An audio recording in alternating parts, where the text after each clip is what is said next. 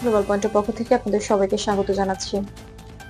ইরানের মিনাব শহর আজ শোকের শহর। দক্ষিণাঞ্চলে ছোট এই শহরের রাস্তায় ভেসে উঠছে কান্না, আহাজারি এবং অসংখ্য ছোট কফিন।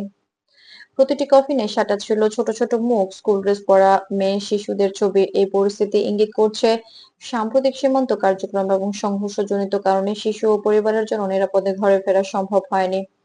জাতিসংঘের মানবাধিকার সংস্থা এবং আন্তর্জাতিক সংবাদ মাধ্যমের রিপোর্ট অনুযায়ী শিশুদের নিরাপত্তা নিশ্চিত করা এবং তাদের জন্য নিরাপদ আশ্রয় নিশ্চিত করা এখন সবচেয়ে গুরুত্বপূর্ণ। বিশেষজ্ঞরা বলছেন এই ধরনের পরিস্থিতি শুধু স্থানীয় নয়, আন্তর্জাতিক কূটনীতির ক্ষেত্রেও প্রভাব ফেলছে।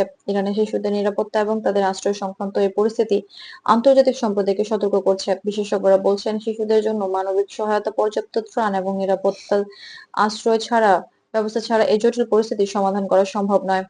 মধ্যপ্রাচ্যের সাম্প্রতিক কার্যক্রম এবং এ ধরনের অস্বাভাবিক ঘটনা বিশ্বব্যাপী নিরাপত্তা এবং ভূরাজনৈতিক প্রভাবের দিকেও নজর দেয়।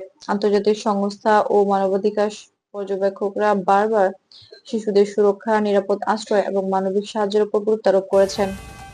গ্লোবাল পয়েন্ট আপনাদের সঙ্গে থাকবে সর্বশেষ এবং নির্ভরযোগ্য খবরের আপডেট নিয়ে। সে পর্যন্ত সবাই ভালো থাকুন, চ্যানেলটি সাবস্ক্রাইব করে সঙ্গেই থাকুন।